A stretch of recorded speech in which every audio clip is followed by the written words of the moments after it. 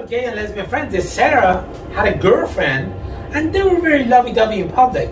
And it's their business, you know. They're human too.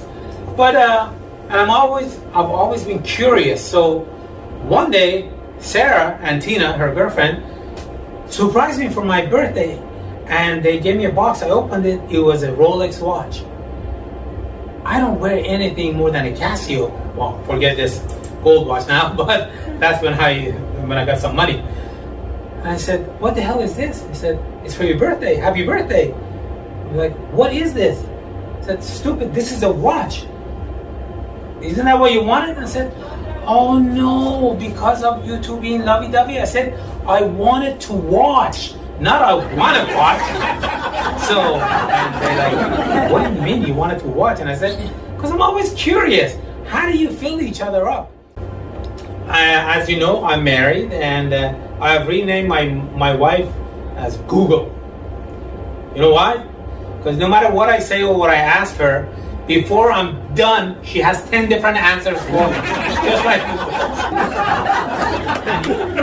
Google. Speaking of Google, Google has, in Iran, things are not really good.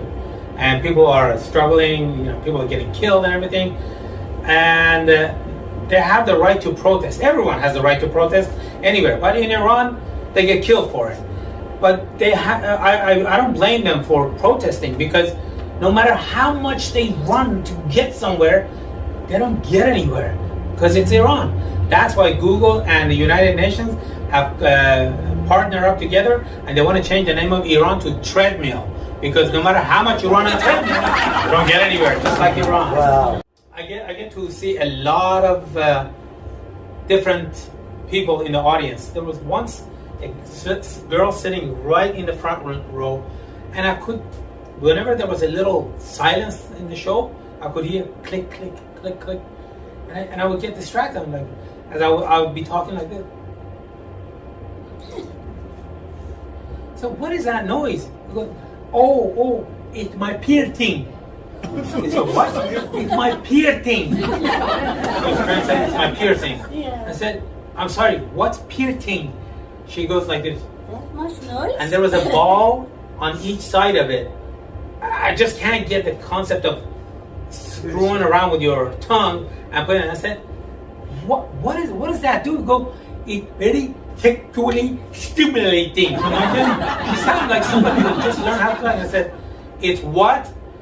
It's very sexually stimulating. Somebody in the back of the ground in the room said, she's saying it's very sexually stimulating. And I'm like, really? If you talk like that, I go from this to and I don't get people doing. I'm not old-fashioned, but I don't get this nose ring thing they have, and it's like a horseshoe.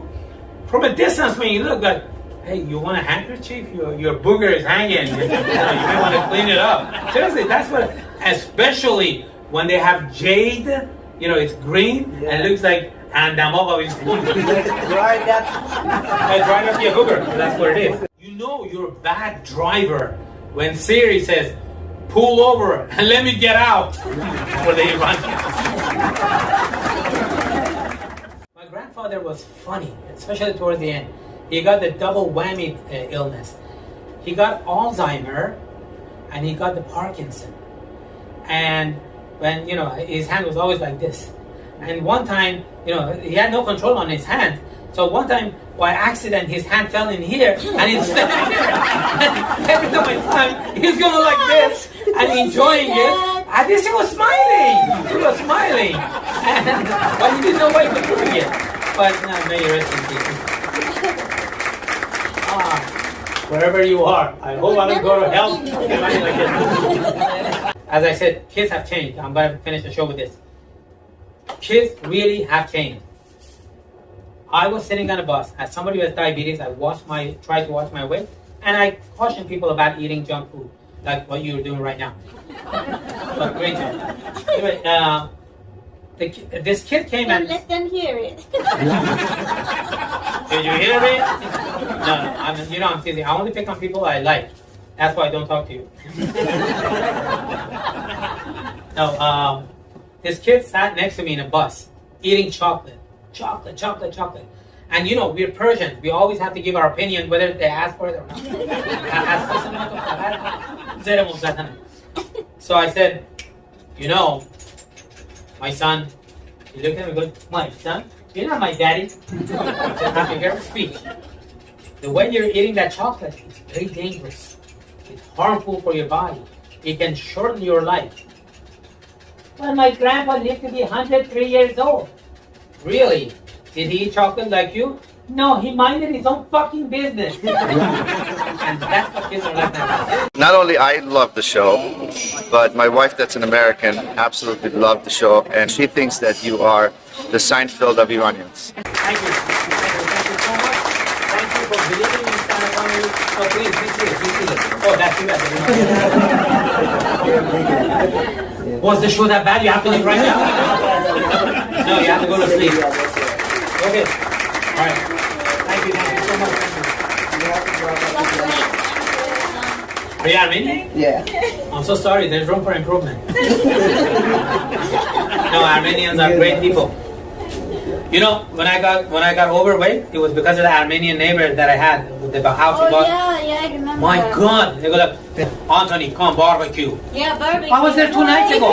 Yeah, barbecue. barbecue. 3 times a week, and I grew up to 286 pounds. I love them, but they love me in the wrong way, and I can never say no to food. Yeah. But thank you very much. Thank you for coming. I hope you enjoyed the show. Thank you for making our last show memorable, and you have a great night. And thank you for Next show.